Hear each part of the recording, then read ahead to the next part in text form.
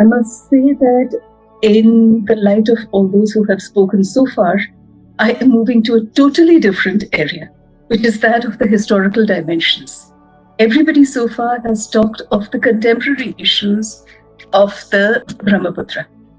But I think it is necessary for us to remember that while the contemporary issues are contemporary, they are also to be understood in the broader context of history and of the region in which the Brahmaputra is situated. And that's where I think I'd like to focus on the idea of the Brahmaputra. Now, we have the idea of Brahmaputra and the idea of the region of the Northeast as a whole. I will highlight a few of the things which I think are of key importance in understanding the ways in which we relate to the region and the river. The first area that I have, well, everybody here has talked of the geography. What is the geography about? The geography is of hills, plains, rivers, which means that we are talking of three different ecosystems. We are talking of three different cultural contexts, and therefore we are talking also of three different knowledge systems of relating to the environment. What do the hills have? How do the hills relate to the river that flows through the valleys and to all the rivers that connect, the rivers and the streams that connect to this great river system? We've talked of the Brahmaputra Vasak. We also need to mention the Tista. The Tista as a river which cuts through and which even today is, like the Brahmaputra, an area which has been of tremendous significance and of tremendous danger. These are rivers, the constant memory of living with danger, the constant memory of the ways in which these seasonal variations are to be maintained is something that we must remember. The second is the valley itself. Now, the valley is rich agricultural land. The British from 1890 moved settlers from the lower reaches of the Tista Valley, of the Brahmaputra Tista Valley, to the upper reaches. So particularly in the Silchar and the Lakhimpur area, they deliberately transported people some from Chittagong, some from Midnapur, some from as far away as UP to settle in this area. How has this affected the culture? How has this affected the knowledge of how to deal with agriculture, deal with soil? And then, on a much lighter note, in Kaziranga, we had a guide who told us, no, the Brahmaputra should flush.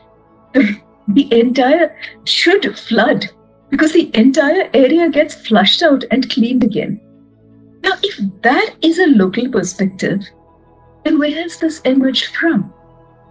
We've got the reserves, we've got the land, we've got the people. And I haven't even started talking about the river itself and the monuments along the river. The underwater domain that you talked of, Kamdadas, is something that we need to remember also in terms of livelihood and knowledge. What is the Brahmaputra about? What are the sandbanks? It is a tidal river. As part of the tidal systems, you talked of the dolphins. What other fish are there?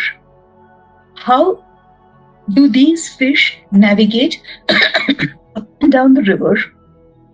How are these fish part of the above water cuisine of the region? And how are these to be linked to the entire economy of export and to the entire monetary economy of the region? One of the major sources that we have of the Northeast, and this is where I'm going straight into the historical dimension.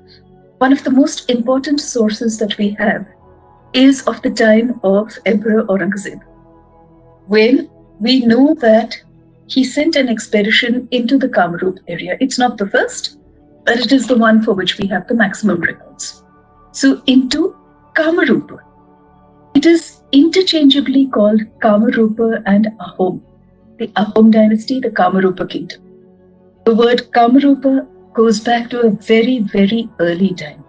We have vague mentions of the Kamarupa at a very early point, which talks about the Kamarupa as a region which is at one level strange, but at another level, something which needs to be explored, because it says, and this is where I would link to some of what we were talking about, this was part of the old Tripuri trade route, which moved up from the old Bengal Delta kingdoms of Samataka and Harikela, moved north through the Brahmaputra, moved further north into the Burma Pagan region, and finally connected to the South Yunnan route.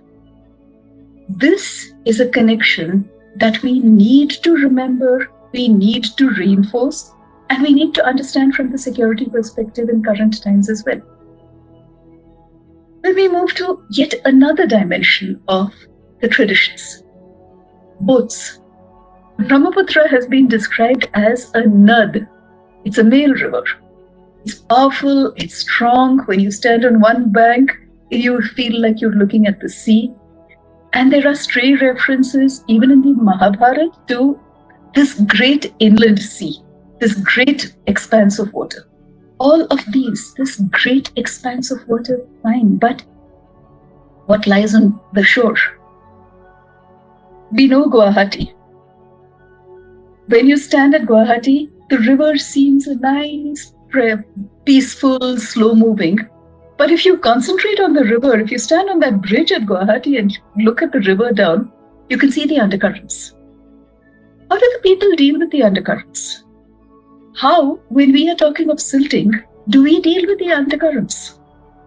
There are records available in the local knowledge of how the silt has been removed and how the silt has been used in different ways. Also, there is local knowledge of navigation and currents, and there are currents. So, what are the currents? How do the currents flow? What changes happen in the currents at the end of the monsoon? What currents indicate the beginning of the monsoon, because that knowledge also exists? And then, what kind of boats are to be used before and after the monsoon? They are not the same. A river in flood, obviously, will not have any boats in it. But then, the river, as it is ebbing and flowing, do you use rafts? Do you use boats? What kind of boats? Where does the timber come from? And this is your link between the ecosystem of the hills and the plains. The timber does come from the hills.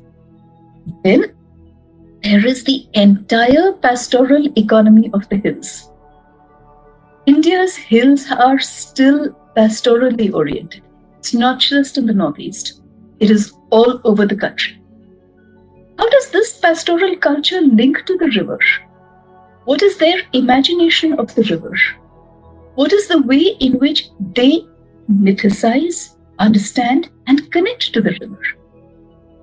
If we do not understand local knowledge, if we do not understand, if we do not even map the existing mythologies of river and connections to the river, we cannot go any further. Everybody knows the Kamakhya temple at Guwahati. Why is the Kamakhya temple located at that point of Guwahati near the Brahmaputra, where the floodwaters will not reach the Kamakhya temple at all, even though it's on a plain? What kind of knowledge system of the geography existed? What kind of mapping of the floods happened at that time? That the Kamakhya could be located over there. And I'm not even going into the ideology and the entire structures around the deity herself. How the deity is understood. Now, this is an area which is of, I'm moving to yet another, I'm at the moment just identifying areas. I'm not even going into connecting the, the dots, because I don't know enough about the range. But what I have is a whole series of questions which I think need to be looked at a little more carefully. Something that we know, again, is the entire history of textile making across the Northeast. Typical of this region is the off-white sari with the red border. Now, the red color dye is typically, the best red color dye comes from the madder plant, which is in the south, in the Deccan. How did the madder get there? And they still use the madder plant, the J root. What are the trade routes that, for textiles, connected Brahmaputra Valley to the area where J is produced? And then the white. The white, it's actually an off-white. The off-white that you get in the Brahmaputra is a very distinctive color. It's not cream, it's not white, it's somewhere in between.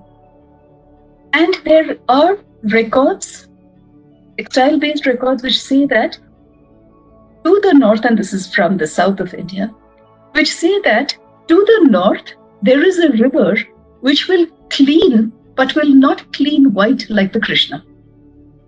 So bleaching is supposed to be best done in the Krishna and in the Narmada. There are properties in that river, the chemical properties, which have not been analyzed anywhere. But the Brahmaputra gives you a different color. Why? Is it the same color that you get in different parts of the Brahmaputra? Or does it have something uniform? If it is uniform, what are the chemical properties that exist in that region which allow you to give you that uniformity of color of cloth everywhere? Then move further and slightly away into the Nagaland Manipur region, and you've got your black and red. Where does the dye come from? Where do the looms come from? Are the looms made of bamboo, which is on the hills? Or are they made of the kind of local, specifically lower reaches, Silchar and lower down? That kind of wood is different. What wood is used for the looms? We have not mapped it. There are islands in the river where even now embroidery is practiced. That embroidery is distinctive. It has nothing to do with the Kantha work of Bengal. It is linked to the Kantha work. It is linked to the shadow embroidery, but it is distinctive from all of that. We have what is often today unfortunately called tribal. It isn't tribal. It isn't ethnic. It's regional. We need also to go beyond these words of tribal, ethnic, and go into regional distinctiveness. And here is where I'd come back to the starting point. The Brahmaputra is the distinctive feature of the region, of the economy, of the people, of the culture. And all of this has to be kept in mind when we study the region. Because the river connects, the river also separates. As the river, is there a difference between the north bank and the south bank? Because there is a difference between the upper reaches and the lower reaches. The north bank is much more hilly. You've got the Meghalaya Khasi Garo Jaintia hills. And the south, it does not have that. Is there a difference? Religion is the least of the concerns over here. Ethnicity is also less of a concern. But we have, across the north of India, we have that entire range of the mountainous tracts. What are the connections across these mountainous tracts? Historically, parts of the Silk Route have, India has connected to the Silk Route across Central Asia in two ways. One is through the Darjeeling area, which means that they're looking at the Brahmaputra and the Tista. And the other is, of course, through Samarkand and the rest of that region. Why have we not looked at this route? What is the memory of the people who lived along these routes? We tend to look at it only in terms of modern political conflicts. Should we not go beyond that?